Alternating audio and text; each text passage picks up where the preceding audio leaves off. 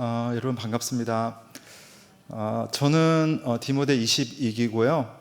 95년도부터 2000년 정도 서울시민교회에서 신앙생활을 했습니다. 그리고 주로 디모데에서만 활동을 했기 때문에 우리 작년 성도님들은 아마 저를 잘 모르실 것 같아요. 그럼에도 또 이렇게 환영해 주시고 또 함께 말씀을 나눌 수 있게 되어서 참 감사를 드립니다.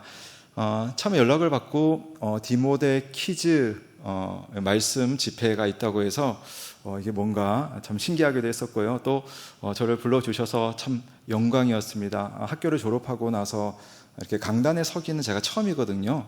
학생 때는 주로 꽁트를 한다든지 뭐 이런 거 춤춘다든지 이런 걸 했었는데 오늘 이렇게 말씀을 가지고 서니까 참 너무 떨리기도 하고 그렇습니다. 지난주에 제 친구 목사가 왔었어요. 이영범 목사가 와서 뭐 황당한 말을 했다고 하더라고요. 그래서 뭐 서울시민교회 키즈는 누구인가라고 할 때 뭐 성인이 돼가지고 대학생이 돼서 온 사람이 과연 키즈인가, 자기만 키즈다라고 했다고. 저랑 통화할 때는 그런 이야기가 없었거든요. 근데 오늘 제가 장로님들께 또 우리 목사님께 그런 이야기를 듣고 나서 내일 한번 만나봐야겠다라는 생각이 듭니다. 그럼에도 오늘 이렇게 키즈로 불러주셔서 참 감사드리고요. 저는 길지는 않은 시간이었지만 서울시민교회에서 정말 하나님의 사랑과 또 성도의 교통이라는 것이 어떤 것인지 정말 많이 느꼈습니다. 오늘 뭐 그런 이야기를 제가 오늘 어떤 자리인지 사실 잘 몰랐어요. 그래서 그런 이야기들을 자세하게 준비는 못했습니다만은 제가 평생을 신앙생활을 하고 또 목회자로 살아가는 데 있어서 어떤 교회, 또 어떤 성도의 관계가 좋은 것인가라고 할 때 항상 제 머릿속에는 서울시민교회, 그리고 저를 사랑해 주셨던 우리 어른들, 또 우리 동기들, 선후배들이 항상 제 마음속에 있습니다. 오늘은 제가 말씀을 준비했으니까 오늘 먼저 말씀으로 함께 나눠보겠습니다.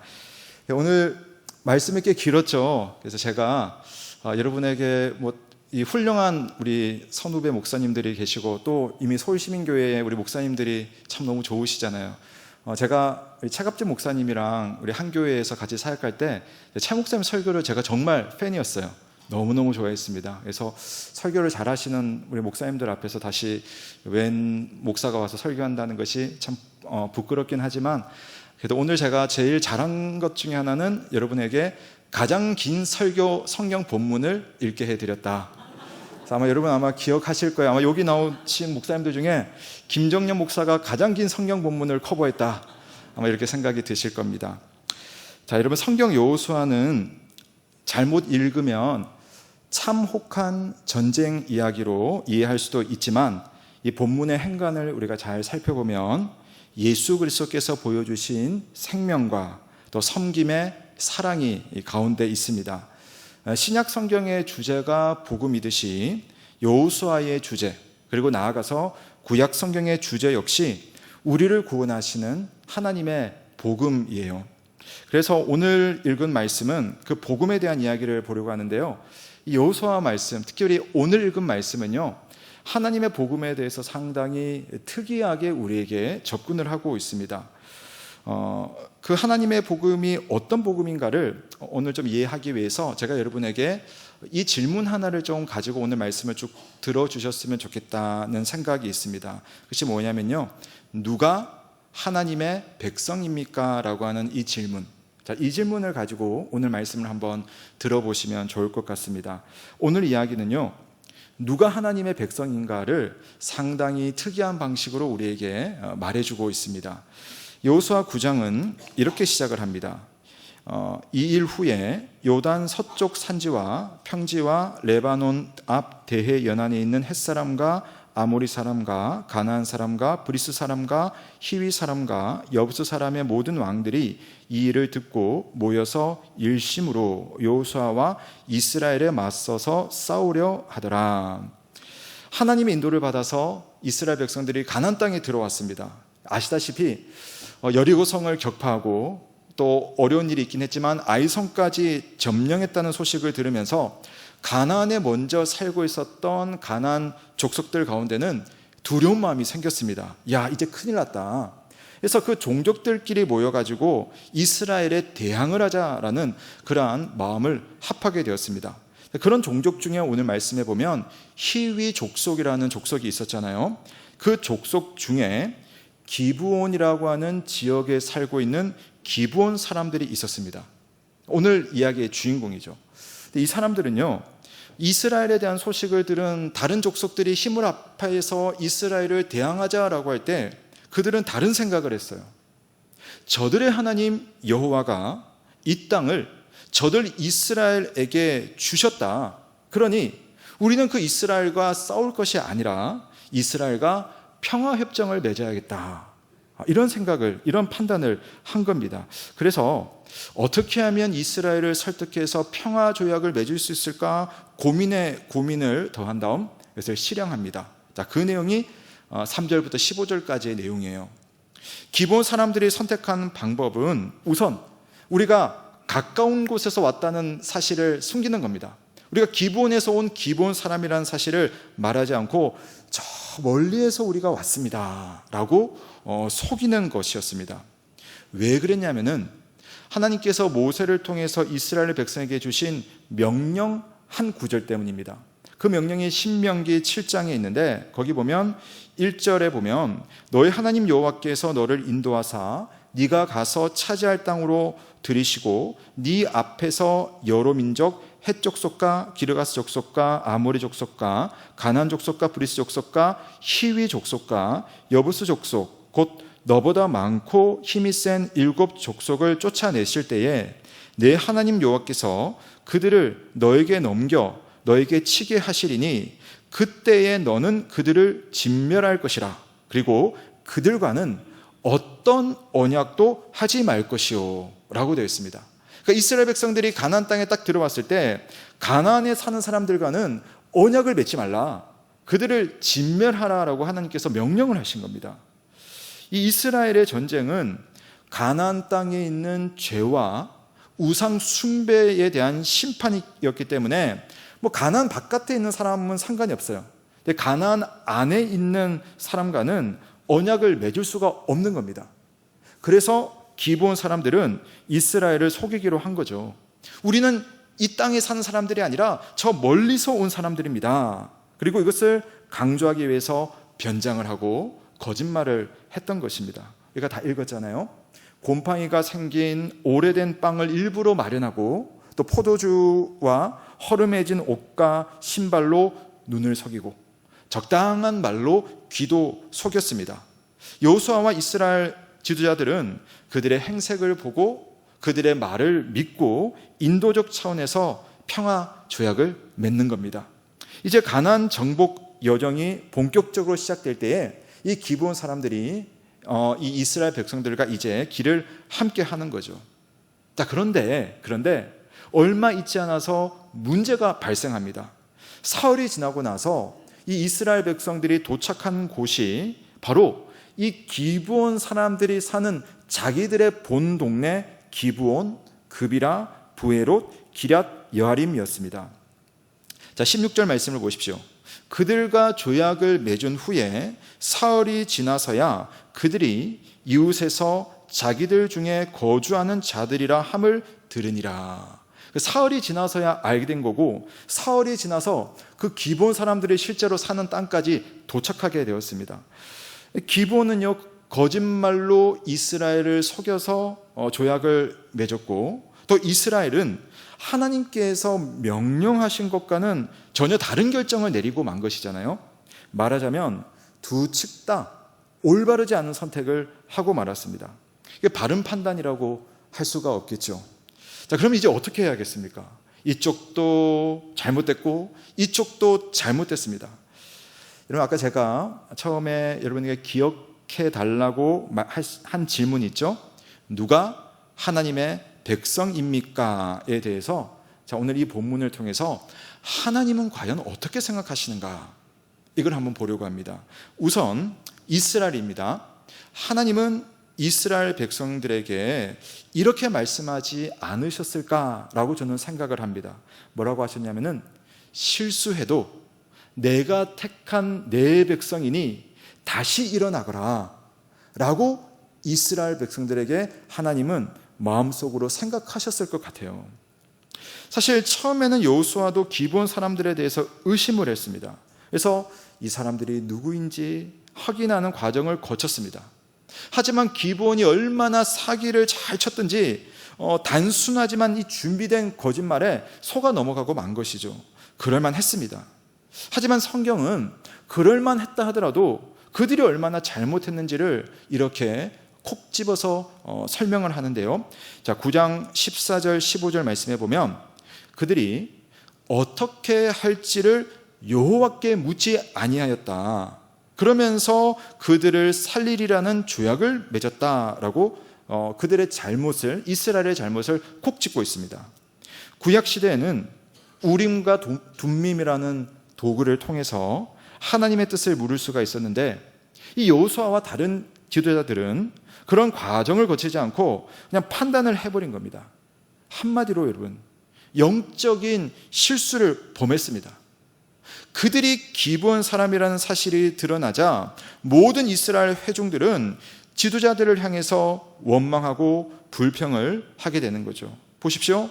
회중의 족장들이 이스라엘의 하나님 여호와로 그들에게 맹세했기 때문에 이스라엘 자손이 그들을 치지 못한지라.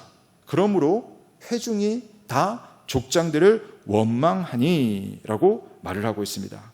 자, 그랬는데 그런 회중들을 향해서 족장들은요 변명을 하지 않습니다. 아주 단호하게 20절 말씀해 보면 이렇게 이야기합니다.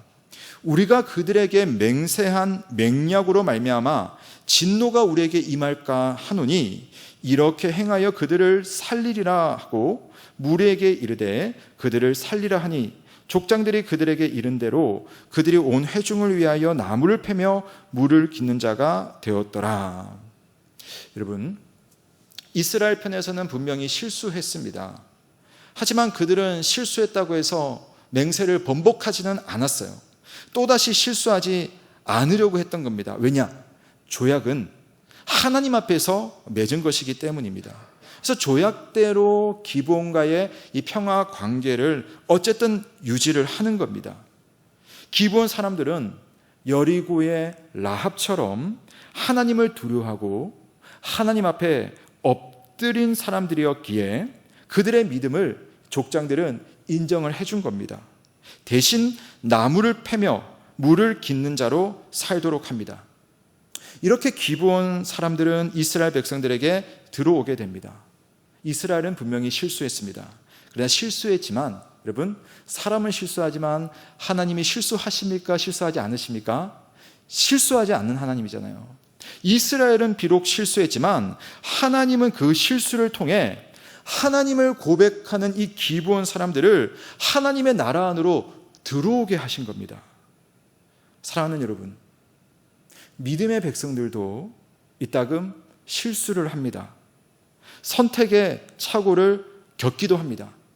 그로 인해서 원치 않은 결과를 만날 수도 있습니다. 목사도 그럴 수 있고 신앙생활 하다 보면 장로님들이나 권사님들도 신앙 가운데서도 때로는 선택의 실수를 할 수가 있다는 거죠. 그런데 하나님은 그런 인간의 실수를 통해서도 반드시 하나님의 정하신 뜻을 이루시는 분이라는 사실을 믿으시기를 바랍니다. 비록 나는 넘어졌지만 그 넘어짐을 통해서 하나님의 선이 이루어질 수 있다면 우리는 어떻게 해야 되겠습니까? 난 실수했으니까 끝났어. 난 하나님께 버림받을 거야. 그런 것이 아닙니다. 실수만 바라보고 나의 잘못만 묵상하고 또 누군가의 그 잘못된 판단에 원망만 하는 것이 아니라 다시 일어나서 하나님의 선한 뜻으로 나아가면 되는 것 아니겠습니까? 지금 실수하고 지금 넘어진 이 상황이 여러분, 하나님께서 일하시고 하나님께서 역사하시는 시간이며 공간이라는 사실을 믿으시길 주님의 이름으로 축복합니다. 그래서 하나님께서 말씀하시는 거예요. 내가 택한 내 백성, 실수한 만큼, 넘어진 만큼 내가 더 단단하게 하겠다. 다시 일어나서 힘차게 걸어가라. 이게 주님의 마음입니다.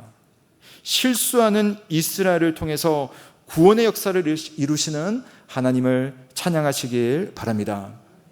누가 하나님의 백성인가?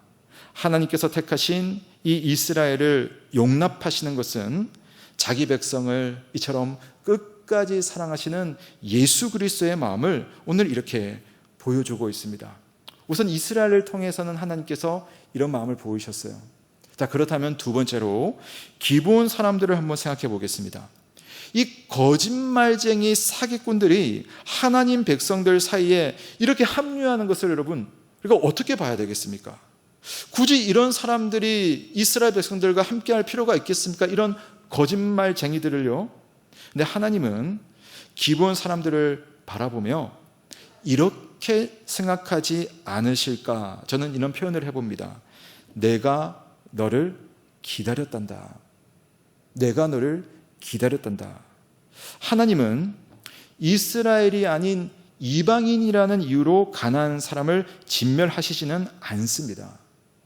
하나님의 이름을 듣고 하나님을 두려워하는 사람들, 이 이스라엘 백성들을 보면서 하나님의 백성 되기를 원하는 사람은 그 누구든 두 팔을 벌려서 안아주시는 좋으시고 선하신 하나님이신 거죠. 우리가 잘 아시다시피 여리고의 기생 라합이 그런 인물이잖아요. 라합은 이스라엘에 대한 소식을 듣고 하나님에 대한 두려움과 믿음을 고백하고 구원을 부탁했고 그렇게 살 길을 찾았습니다. 사실 기브온 사람들도 하나님에 대한 소식을 들었고 하나님을 두려워했기 때문에 이 이스라엘 공동체 속에 들어오려고 한 겁니다. 다만 그 방법이 라합과는 달랐습니다. 그래서 역사에는 과정이었겠지만 그래도 이렇게 거짓말하지 않고 라합처럼 했다면 어땠을까라는 그런 생각도 해보게 되는 것이죠. 사랑하는 성도 여러분, 믿음의 출발과 믿음의 과정은요 각자 다를 수밖에 없습니다. 우리가 함께 신앙생활을 할 때 그냥 봤을 때는 같은 믿음처럼 보여도 믿음 안에서 살아가는 모습은 사실 천차만별이잖아요. 어떤 성도님들은 열매가 있는 성숙한 믿음도 있는 반면에 또 어떤 분들은 아직 싹을 틔우지 못한 그런 어린 믿음일 수도 있습니다.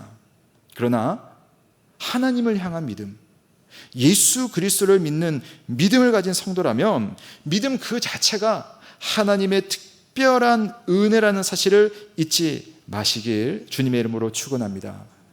우리 예수님께서 비유로 말씀하신 아버지의 집을 떠난 탕자 이야기 우리가 다 잘 아십니다. 아버지의 집을 떠나 허랑방탕하게 살면서 모든 것을 탕진한 다음 이제는 아무것도 할 수 없어서 그 탕자가 아버지의 집으로 돌아오죠.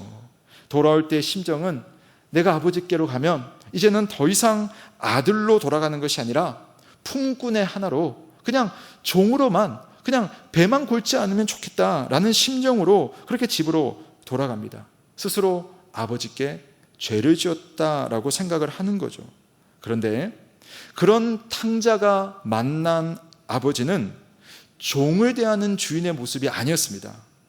비록 아들이 비루한 모습으로 나타났지만 아버지에게는 여전히 아들이었어요.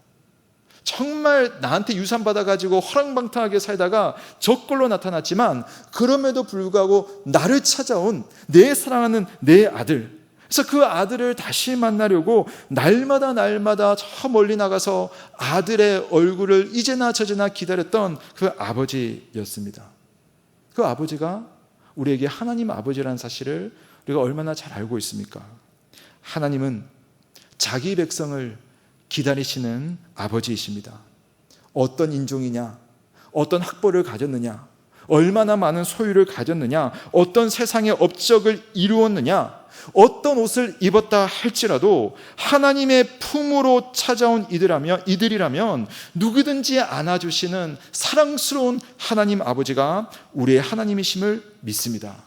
그러므로 누구든지 잘 왔다, 사랑하는 내 딸아, 사랑하는 내 아들아, 내가 너를 기다렸단다 라고 말씀하시는 아버지를 우리는 모두가 만날 수가 있습니다. 기브온 사람들은 이스라엘을 속인 이 사실 때문에 여호수아로부터 저주를 받습니다. 그 저주의 내용을 보십시오. 그러므로 너희가 저주를 받나니 너희가 대를 이어서 종이 되어 다 내 하나님의 집을 위하여 나무를 패며 물을 깃는 자가 되리라 라고 이제 말을 한 겁니다. 그러면 아마 평화 조약을 맺을 때는 그래도 우리가 조금 그래도 어느 정도는 조건적으로 괜찮지 않을까라는 마음으로 갔을 텐데 결론적으로는 이런 저주를 받은 거예요. 그런데 그 저주 앞에서 이 기브온 사람들의 반응이 참 중요합니다. 이 반응을 한번 우리 25절 말씀인데요, 우리 한번 같이 읽어보겠습니다. 25절입니다. 시작. 보소서 이제 우리가 당신의 손에 있으니 당신의 의향에 좋고 옳은 대로 우리에게 행하소서 한지라. 아멘. 자, 이제부터 기브온 사람들은 이 이스라엘 공동체 안에서 함께 지내되 대를 이어서 이스라엘을 위해서 힘들고 고된 허드렛 일을 하게 됩니다. 성막이나 성전에서 하나님께 제사를 드리는데, 이런 제사를 드릴 때는 많은 그 양의 나무와 또 물이 필요했던 겁니다. 근데 기브온 사람들이 이제 대대로 하게 되는 일이 뭐냐면 이 나무를 가지고 오고 또 물을 길어서 준비하는 그야말로 허드렛 일을 하게 되는 겁니다. 근데 기브온은 어떠한 처분이라도 저희는 달게 받겠습니다 라고 이야기를 합니다. 실제로 이후의 역사를 보면 기브온은요 항상 그 위치에 그 역할을 하고 있는 겁니다. 아버지를 찾아온 탕자의 마음을 가지고 늘 아버지 앞에 감사하는 마음으로 살아가는 겁니다. 자, 그랬더니 나를 기다려주신 아버지, 나를 품에 안아주신 그 아버지를 진심으로 대하는 이 자녀를 향해서 하나님은요 끝까지 신의를 지켜주십니다. 여러분 집에 돌아가셔서 여호수아서 10장을 한번 읽어보십시오.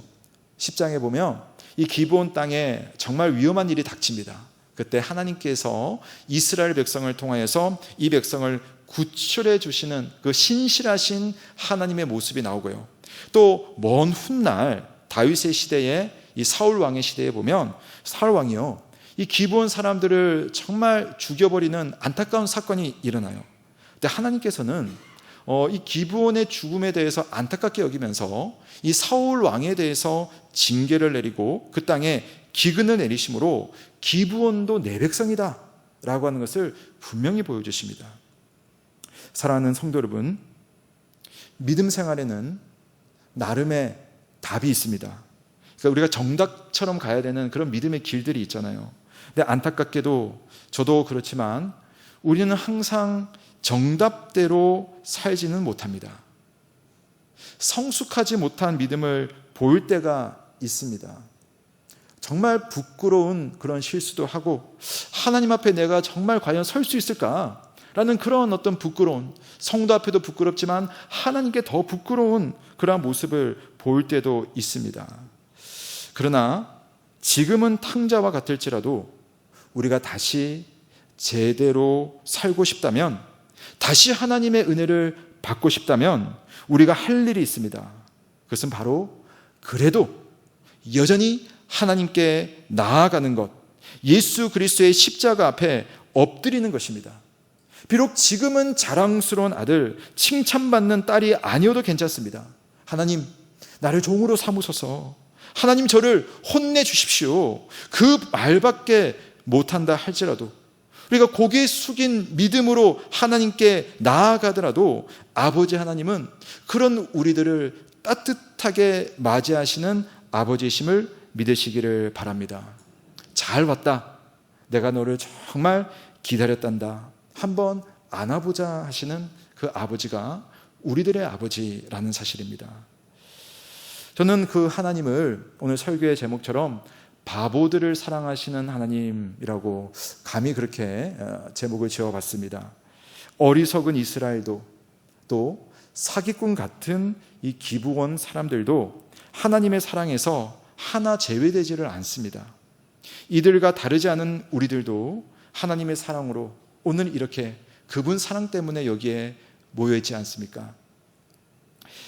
동화 몽실언니, 또 강아지 똥으로 유명한 작가 권정생 선생님은 평생 교회의 종지기로 살면서 글을 썼고 또 그 글로 많은 사람의 인생을 밝혀주신 이 보배와 같은 분이십니다. 그분이 쓴 책 중에요, 우리들의 하느님이라는 그 산문집이 있는데요, 거기서 기독교의 본질은 뭔가라는 내용을 쓴 적이 있습니다. 거기에 이렇게 되어 있어요. 로마 군인 백부장의 부하의 병도 고쳐주셨던 예수이다. 로마 군대는 유대민족의 원수다. 창칼로 다스리며 빼앗고 끌고 가서 죽였다. 그런 원수의 군인에게 예수는 무엇 때문에 병을 고쳐주었는가? 예수는 너그럽다. 적어도 인간의 목숨에 대한 소중함은 국적도 종교도 이념도 초월한 사랑에 있다. 이것이 기독교다. 그러니까 우리 기독교는요, 오로지 하나님의 사랑의 기초에 있잖아요. 사랑받지 못할 바보 같은 우리들을 끝까지 사랑하는 하나님, 탕자 같은 우리가 여전히 아무것도 모르는 것처럼 하나님 앞에 뚜벅뚜벅 나가면 그런 우리들을 끝까지 안아주시는 하나님, 사람을 사랑하시려고 사람이 되신 하나님, 그 예수 그리스도는 바보 같은 사람들을 위해서 얼마나 바보 같은 사랑을 하셨는지 모릅니다. 세상의 지혜자가 보기에 십자가의 길은 어리석은 길이었고 그냥 바보의 행보였죠. 그러나 어리석은 사람을 위해서, 이 바보 같은 사람을 위해서 선택하신 예수 그리스도의 이 바보의 길이 있었기에 우리에게 죽음의 길이 사라졌고 생명의 길이 열렸다는 사실에 대해서 하나님 앞에 감사하시는 저와 여러분 되시길 주님의 이름으로 축원합니다. 그 덕분에 우리는 지금도 이렇게 바보처럼 걷고 있어도, 바보처럼 살고 있어도 지혜로운 길로 인도하시는 아버지 하나님을 언제든지 다시 만날 수가 있는 겁니다. 다시 눈을 들어서 그분께로 가면 되는 겁니다. 사랑하는 여러분, 누가 하나님의 백성입니까? 잘난 사람, 똑똑한 사람, 이스라엘 사람, 남들보다 높은 사람? 아닙니다. 하나님께서 택하시고 기다려주신 사람, 예수 그리스도께서 생명을 주신 바보 같은 사람들이 바로 하나님의 백성들이고 그 사람들이 바로 여러분입니다. 바보들을 사랑하시는 하나님의 은혜를 알고 감사하는 사람이 바로 하나님의 백성인 것이죠. 저는 서울시민교회에서 10년도 안 되는 짧은 기간 동안 신앙생활을 했습니다. 그러나 지금까지, 그리고 앞으로도 평생 동안을 지켜줄 믿음을 사실 제가 시민교회에서 좀 많이 얻게 되었어요. 제가 지방에서 이제 신앙생활을 처음 하고 신앙생활 2년이 되던 해에 이제 서울시민교회에 왔어요. 와서 제가 정말 좋은 김철봉 목사님, 박사모 목사님의 정말 주옥 같은 말씀을 들었고, 또 인태용 목사님, 또 신봉철 목사님, 박정건 목사님 같은, 그렇게 우리 청년들, 학생들을 정말 잘 섬겨주시는 그런 목사님들과 인격적인 관계 속에서 예수 그리스도께서, 하나님께서 이 땅에 오신다면 저에게 이렇게 가르쳐 주시고 이렇게 사랑해 주셨을 것이다 라는 생각을 참 많이 했습니다. 얼마나 좋은 분들이 저희들을 잘 섬겨주시는지 모릅니다. 그 중에 저는요, 지금은 이 자리에 계시지 않는, 많이들 기억하실 텐데요, 황원상 권사님을 저는 항상 잊지 못합니다. 이따금씩 생각나는 이름이고 얼굴입니다. 지방에서 유학한다고 서울로 올라왔습니다. 근데 마침 그때가 또 조금 몇 년 있다가 IMF까지 터졌거든요. 참 힘든 시기에 권사님께서 교회에 지방에서 올라온 학생들, 자취하고 하숙하는 학생들 본인 집으로 좀 오게 해주셨어요. 그래서 와서 그냥 무료로 지내라고 그렇게 배려를 해주셨습니다. 그래서 구리 교문동 딸기원에 저기 계시는데 우리 감민석 집사님, 그 다음에 지난주에 왔던 자기 퀴즈라고 주장했던 이영범 목사님이랑 같이 이렇게 지내고, 또 많은 우리 좋은 우리 형제들과 함께 지냈습니다. 근데 우리 권사님께서요, 항상 마주치면 정말 입버릇처럼 하셨던 말씀이 있어요. 그 기억하시는지 모르겠는데 목소리가 가늘게 힘이 없으셨잖아요. 나중에는 저를 만날 때마다 김 선생 잘 지내요? 제가 기도하고 있어요. 항상 저보면 인사가 그것이었어요. 그 다음에 또 하는 말씀이 뭐냐면은 잘해주지 못해서 미안해요. 제가 얼마나 그 말씀을 많이 들었는지 정말 만날 때마다 제가 너무 죄송하고 또 고맙고 그랬습니다. 근데 저는요, 그 당시에는 정말 철이 얼마나 없었는지 그런 권사님의 고마움에 대해서 이렇게 밖으로 표현할 줄을 몰랐던 것 같아요. 그래서 지금 생각해 보면 그때 일이 있어야 됐는데, 그때 이렇게 권사님께 표현했어야 됐는데 하는 것이 참 많은데, 지금은 이제 그걸 이 땅에서는 할 수가 없지 않습니까? 그래서 아쉽고 항상 제 머릿속에 떠오르는 장면입니다. 저희 교회에서 어제까지 연세 많으신 권사님의 장례식을 치렀습니다.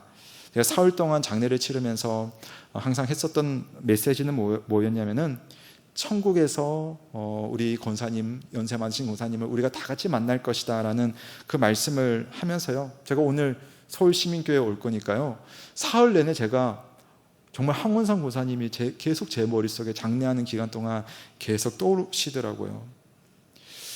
바보 같은 우리 아랫방 총각들을 정말 지극하게 사랑해 주시고 지극하게 기도해 주시고 심지어 저희 가정까지도 생각하면서 기도해 주신 그 권사님을 다시 만나고 싶다는 생각이 정말 간절했고요. 또 나중에 천국에서 만나면 권사님 정말 고마웠습니다. 그때 표현하지 못해서 정말 죄송합니다. 사랑합니다 라는 말씀을 꼭 드리고 싶습니다. 그리고 사실 제가 적지는 않았지만 얼마나 많은 우리 성도님들이 우리 지방에서 온 학생들이나 또 우리 대학생들, 학생들, 청년들을 얼마나 많이 섬겨줬는지, 주일에 이제 예배 다 끝나고 이제 저녁까지 다 있으면은 학생들 배고플까봐 집사님들이 막 불러가지고, 권사님들이 불러가지고 식사를 준비하는 일이 정말 비일비재했어요. 그래서 그 밥을 먹고 돌아가면서 다시 힘을 얻고 한 주를 살아가고 그런 일들이 참 많았습니다. 제 평생을 지켜줄 수 있는 그런 사랑을 나눠주신 우리 서울시민교회와 우리 모든 교우들에게 진심으로 감사의 말씀을 꼭 오늘 이 자리에서 드리고 싶었습니다. 무엇보다 우리 같은 바보를 이처럼 귀하게 여겨주시고, 이런 바보 같은 사람을 또 서로 사랑할 수 있도록 바보들을 연결시켜 주신 우리 성삼위 하나님의 은혜를 찬양합니다. 아멘.